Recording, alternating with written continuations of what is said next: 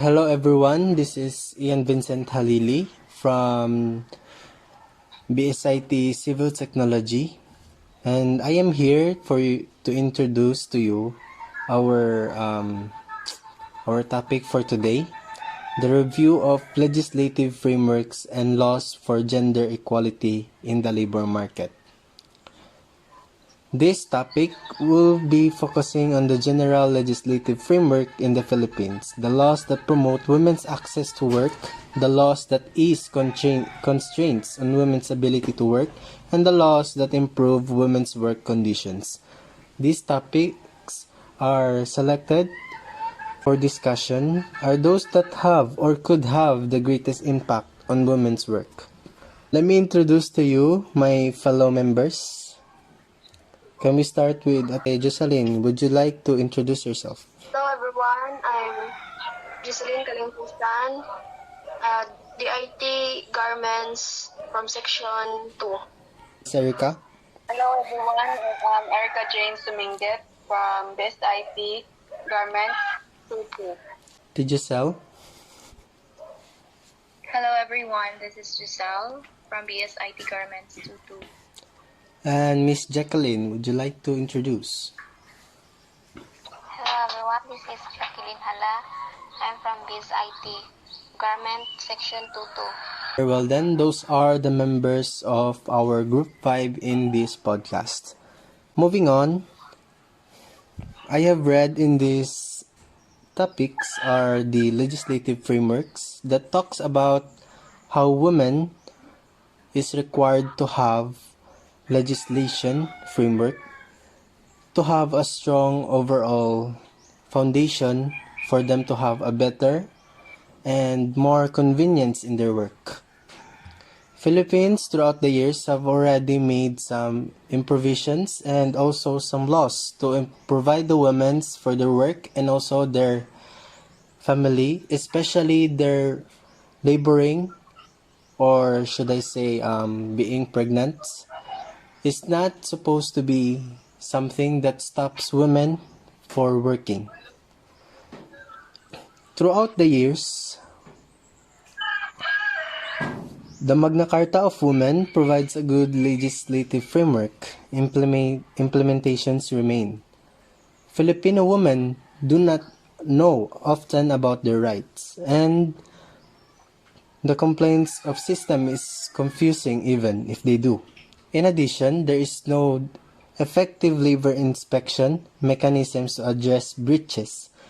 The government addresses these matters to improve women's work. The recent legislative developments to enable women to engage in night work and protecting domestic workers, Congress repealed Section 130 and 131 of the Labor Code in May 2011, which had hitherto banned night work for women except for strict government permission. At the same time, it adopted new Labor Code chapter on employment of night workers. The new chapter provides protection for both women and men working at night. Importantly, the chapter also requires the employer to consult the workers' representative or labor organizations on the details of the work schedules before introducing night work. For the good legislative practice to promote the women's access to work combines special measures protected by law with legislation that regulates public and private employment agencies and addresses precarious and uncertain work, outsourcing, and short-term contracts. In addition, good practice legislation refers to the phases of employment processes other than the hiring and termination stages, including recruitment, shortlisting, interviewing, selection, and conditions employment. Good practice also includes legislation rules, codes of practice, or self-regulation by employers with regard to the gender discrimination to enable a better understanding of the stereotyping of women and promote women's access to employment. In other words, the Philippines is starting to find ways for women and men to have an equal authority and equal rights, while also addressing the individuals or the individual talents of each gender. Now may I ask Miss Jocelyn to please provide us with some of your knowledge throughout these topics. Employment and recruitment services. A pivotal tool to promote women's access to work is a strong and effective employment agency framework. In the Philippines, the Public Employment Service Offices, or PISOs, mainly operate as centers for those seeking employment opportunities and function as a referral and information centers for job exchange purposes. PLEP includes measures to extend PISO operation through local government establishment operation and maintenance of PISOs in key cities and municipalities and through the establishment of job placement offices instead of PISOs. Furthermore, the PLEP states that such services must address the labor mismatch problem by promoting better coordination among employers, educational institutions, and the government, and that there is a need to strengthen both PISO and private sector labor market information and exchange institution, especially locally. Although other overarching plans contain a generalized recognition of women's equality in work, employment, and services, more is called for with regard to employment agencies. Short-term contracts. Short-term contracts are commonly used to avoid or reduce an employer's obligations to provide benefits and protection that apply to permanent employees, such as right to holidays, annual leave, social security benefits, and termination rights. Short-term contracts can also be used as a means to discriminate against women who marry and or become pregnant. At the same time, the challenge when addressing precarious work is to balance employers' legitimate need for flexibility with workers' equally legitimate demands for stability and protection. To address this, the DOLE issued Department Order Number 18A dated November 14, 2011, which had two purposes. First is amended the rules governing contracting and subcontracting arrangement to provide clarity about outsourcing in which workers were treated as subcontractors to avoid payment of benefits. Second, the order imposed penalties on employers and subcontractors who repeatedly hire employees under rotating 5 months contract. This legislation is an illustration of good practice. In relation to multiple short-term contracts, however, it will require monitoring to ensure that it achieves its aims without unduly impeding flexible employment relations, limiting constraints on work. The number of constraints, including reproductive issues and disability, can limit women's capacity to underwork. There are two major constraints related to the legislation and policy. First is women can be constrained by family responsibilities, lack of access to reproductive health services, lack of access to parental leave, and poor availability of quality, affordable child care services near their home or workplace. Second, self-employed women can be constrained by a lack of access to land, inheritance right, credit, and financial services. On the other hand, there is also a topic for improving women's working conditions and equal pay and minimum wages. So let's start from improving women's working conditions. So how to improve work conditions for women workers? The world clothes are mostly made by female workers. Typically, they are young with limited education and live in a developing country. Though most of women are also poor in health, and women's hourly wages are on average and about 85% of men's wages. So, for example, female Vietnamese garment workers are also report less leisure time than men because gender dynamics at home stay the same and they end up working full-time while keeping up their full-time responsibilities in the home. So there is a stereotype na murag mas labaw gid ang men sa capabilities kaysa sa women, but dili na mao ang tinuod yun. Women are stronger than men. So these findings are very disappointing, but also the pave way for an enormous development opportunity.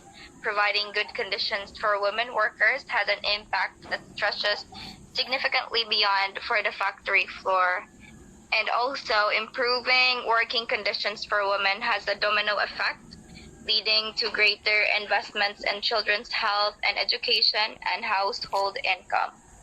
And also, for example, in Vietnam, family remittances from workers in the factories where workers increase their income over time. 70% of workers send money to family members, and women send home 24% more than men.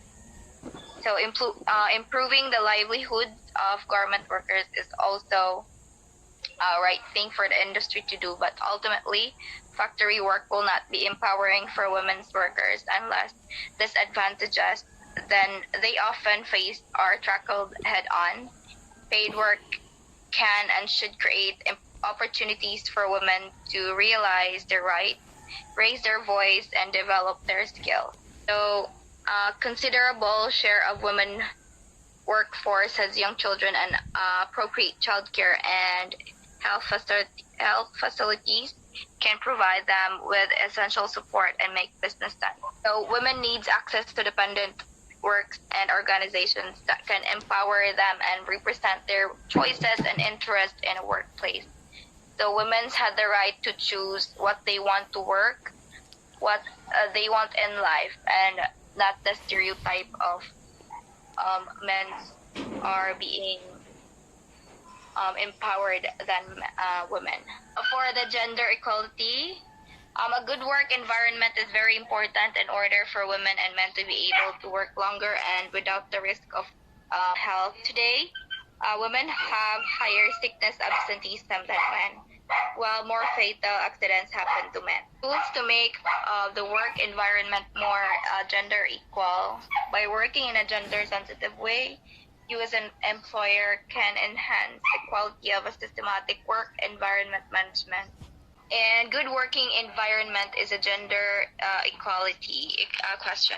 One conclusion from our government assigned in Women's Work Environment 2011 to 2016 is that Swedish work environment is not gender equal and that gender-sensitive work environment management is required in order to visualize the structures that drive work-related ill health. These are the few conclusions. In female-dominated work, the prerequisites are worse. The risk of ill health is greater and the risk of workers resigning as a result of ill health or job dissatisfaction is higher. And also excessive physical and emotional stress in female-dominated work is the result of shortcomings in the work environment that affect both men and women, and it is not a matter of biology but the strain that is being experienced. And the higher sick rate is related to organizational and social factors in the work environment. They must therefore be managed at organizational level and not at individual level. The values and the norms that lies beyond the fact that working conditions and work environment are not gender equal must be questioned. The responsibility for changing working conditions and the work environment lies with the parties working in the workplace. So, magdepend jud ang ang work environment sa gender equality, like ug puro ra women ang magtrabaho sa usa ka environment. What if women like naadjay most of women kay Excuse. low man gyud, dili man gyud parehas ang strength sa women ug sa men. So kung puro women ang motrabaho sa usa ka or puro men ang motrabaho sa usa ka working environment, dili mapantay ang trabaho. Naman say trabaho nga for women, na say trabaho nga for men. So dapat equal gyud ang environment or working environment for gender equality. Yes, So, kanang considering na kay tinuod man pod. Imagine if construction worker ang woman, which is almost not even 1% of the construction workers are women. Kasi ang nangyayari dyan, women will have a lesser body build than a normal man. And of course, greater strength, in base of strength, men has a higher probability of being able to lift heavy objects. On the other hand, there are also the suicidal jobs that also have about 95% male on the let's say garbage man excuse me, on the garbage man, or the work in which they take away garbage. It is because garbage can also be a suicidal job, since it can also have toxins that can affect your body. And since men also have a better immune system than women, it is better to have the men work for it instead of women, which is also the reason why they have a higher wage than women. But of course, since meron din tayong mga work like the office works in which women and men do not have ways that could promote discrimination on male and female, they could both have the same wage or the average wage to earn. Diba? Nga naman na, diba? yes, correct. Yeah, so nasad ko opinion about gender equality in terms of work for women. Kay nasad, di ba, yung mga salida nga makakita ta nga like dili bitaw dawaton siya kay women, like naay trabaho nga ay kitay office work. Yeah, di siya dawaton kay only men. Like nabitay mga management nga kanang racist ba. Like dili sila mo dawat og women nga mo-work sila, gusto nila men. Or ingana mga situation nang need jud ang gender equality.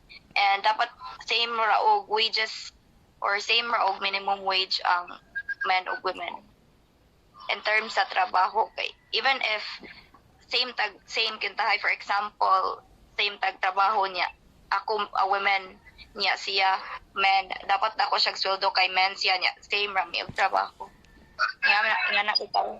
Okay, for our next topic, I would like to ask Miss Jacqueline. Topic is all about complaint mechanism. Good practice indicates that complaint discrimination in employment and work should be clear, simple, efficient, and all cost. However, setting up a complaint mechanism includes several complexities. First, discrimination in the workplace often involves particularly sensitive issues such as sexual harassment or assault, which may amount to a criminal offense. There are also cultural issues inducing women reluctance to complain. Finally, there may be difficulty in determination the body or agency with jurisdiction over a given issue, depending whether the alleged discrimination is best characterized as a crime, which would be a police and justice system process, a human right violation, which which should be covered by a human rights or equal opportunity body, or for example, discriminatory underpayment of wage of dismissal, which may be handled by a labor inspectorate, a labor office, or labor arbitration. But in the Philippines, the complaint mechanism available to women and who have allegedly suffered from discrimination in their employment or work are confusing. For instance, the public service has its own administrative mechanism, whereas the private sector's process involve either the judicial civil process or, in the case of sexual harassment, the police EDB 2012. There is also a commission on human rights that is mandate to establish guidelines and mechanism to facilitate women access to legal remedies, enhance the potential and promotion of women's rights, and assist in the cases that involves human rights violation. The Women Rights Program Center, a special unit to investigate human rights violation, can indicate legal action to provide assistance and respect to legal discrimination, unequal access to land, and other more general human rights. Finally, complaint can be lodged through the DOLE, or matter may be to the attention of labor inspectors. These complicated structures would benefit from pressure of rationalization and proceed to the labor inspectorate. Good practice with regards to labor inspectors and their rules in general guided by the Event ILO Convention.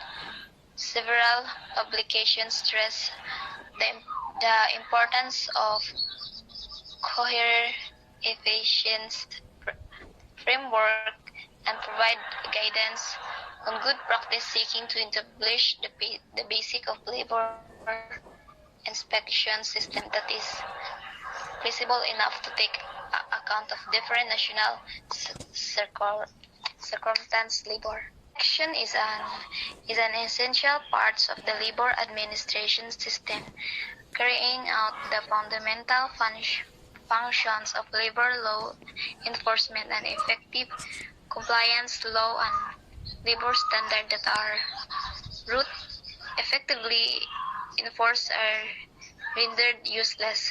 Given increased demand and change in the labor market, labor administrations must consider way of working more closely with the private sectors. Regular monitoring and strict evaluation of the work of labor inspector is through technology required assess their effectiveness and cost.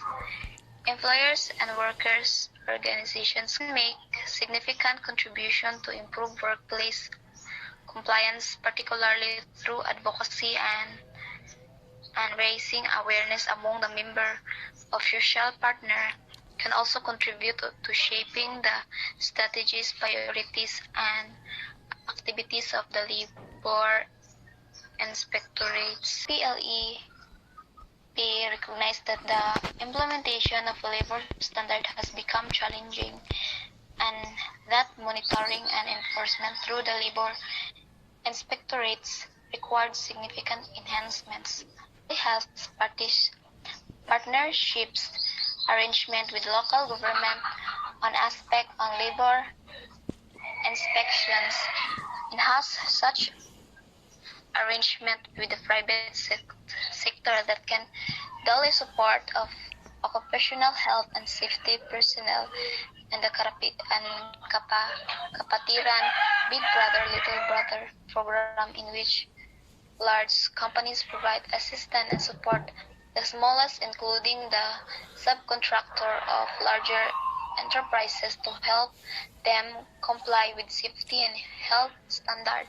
That's all. On the other hand as well, labor inspectorate is the one who checks whether employers or employees are keeping to the legal regulation and concerning social affairs and employment.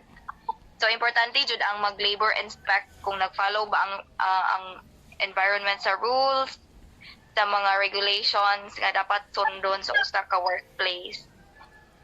And inspection are carried out to promote compliance and rules are enforced under administrative and criminal law. So impasse ba ang work environment sa balaod sa law. The Labor Inspectorate also provides information to the employers and employees. So the Labor Inspectorate is a division of the RCN unit of Social Affairs and Employment.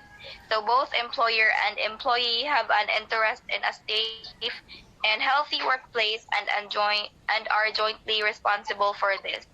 So employers can give clear instruction, create a safe working environment, and ensure adequate rest. So dapat yun na ay daan.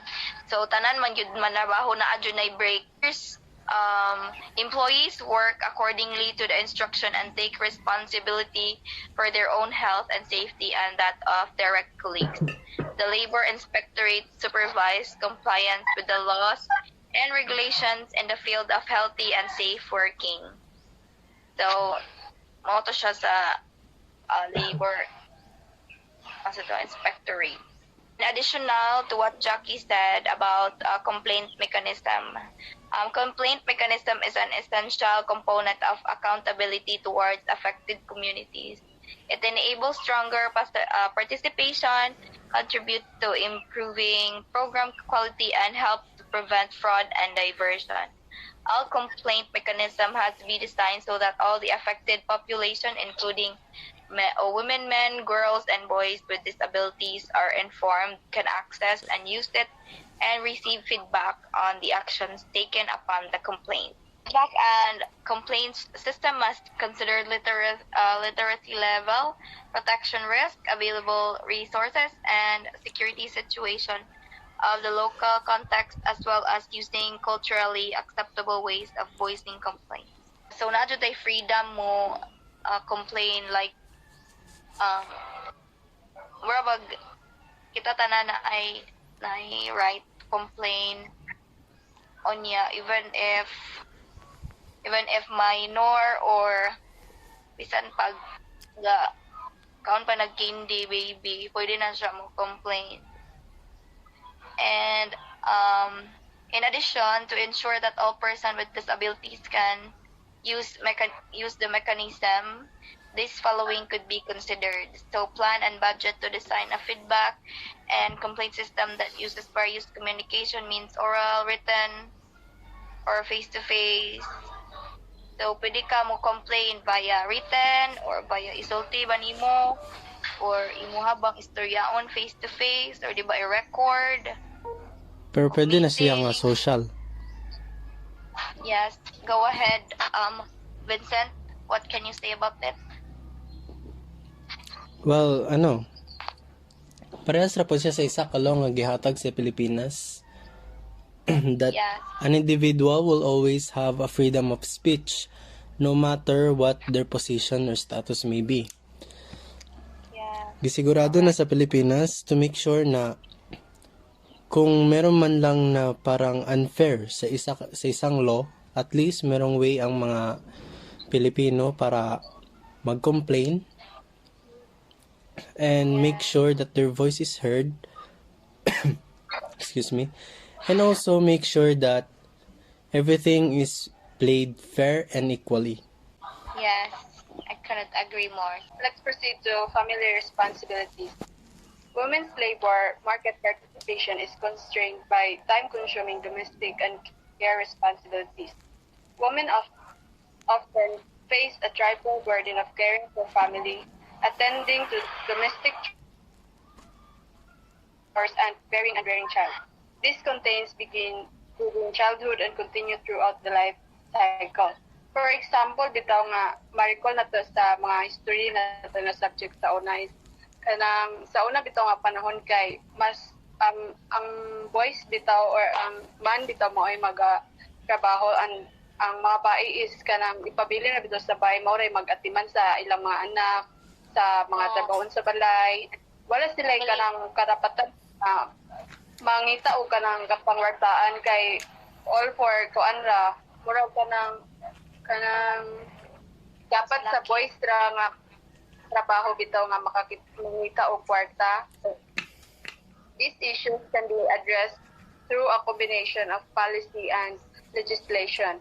Good legislative practice includes legislative guarantees to promote and protect women's reproductive health and rights and ensure the women have access to reproductive health services.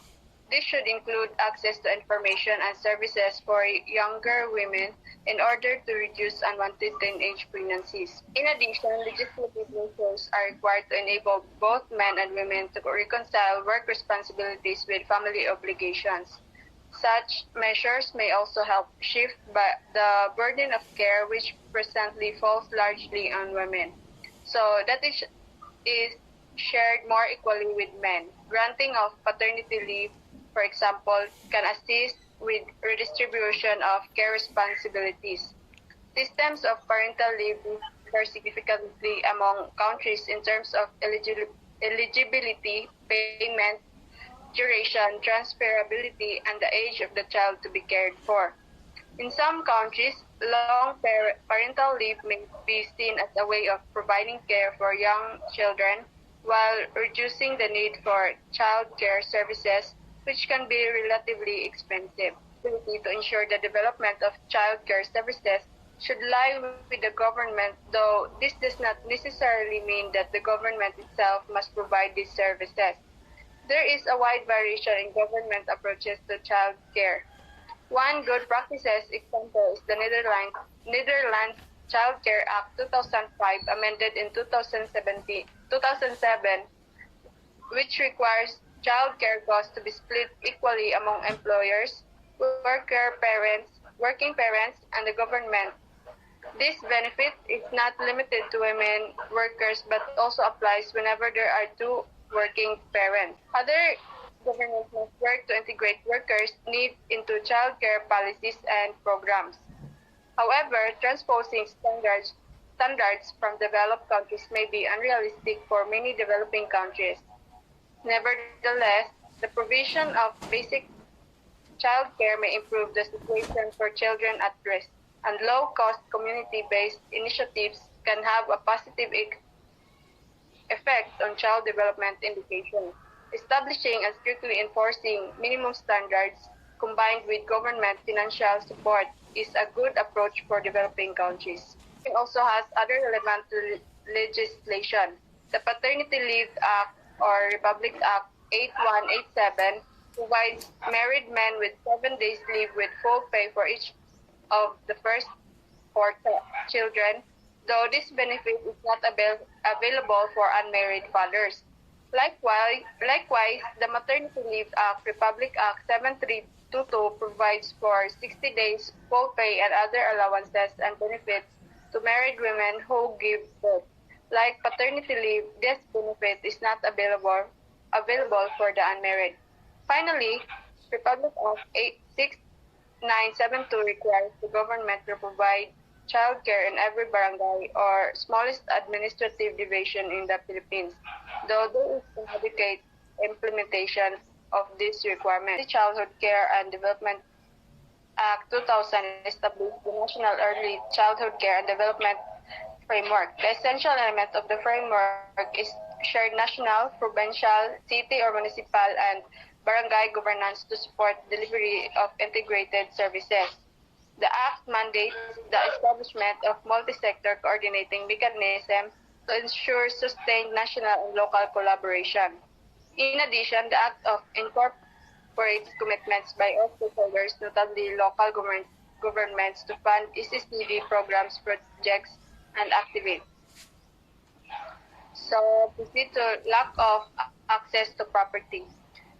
Women's lack of access to credit and financial services has already been referred to in the context of the agriculture sector and entrepreneurship. The present section refers to women's access to land. There are three examples of women legislation in Philippines. First is the Comprehensive Agrarian Reform Law 1988 or the Republic Act 6657. Specifically states that women have the right to own land. Second, the Philippines Women in Development and Nation Building Act expresses a number of women's rights, including the right to enter into contracts and have equal access to credit, loans, and resources. Third, the Philippines Agricultural and Fisheries Modernization Act includes specific provisions for women in this topic. However, the implementation of the Agrarian Reform Law has been slow and was extended because target had not been met. By 2003, only a quarter of the emancipation patents granted under the legislation had gone to women, and certificates of land ownership were granted to fewer than 16,000 women compared to 33,000 men. Since the passage of a new law in 2001, including progressive measures to ensure that both men and men are identified as owners. So this article states that community property belongs to both spouses jointly, but in case of a disagreement, the husband's decision will prevail. The wife then has 5 years from the date of the contract to appeal such a decision. This provision is discriminatory, and the 5 years from the contract date may even have passed before there is any disagreement. This article should therefore be amended. Generally speaking, the implementation of legislation is main impediment to women gaining access to land and must be addressed. That's all. Lack of access property kanang maglisod yun na sila assist about sa mga property kay tungod kay ang bai mangyod ang mukuyog sa property sa laki mo ning atong gika naandan ba sa una pa. Okay then, overall, this topic discusses about how women should be treated and also how law should be arranged to help the women and also the children in their lives, and also making sure that the women workers will also have a better treatment to also be compensated that they have to work and also having family responsibilities all over their lives. So everyone, may I please thank all of you for coming here today and also speaking with me and talking about this topic of review of the legislative frameworks and laws for gender equality in the labor market. So once again, thank you and have a nice day.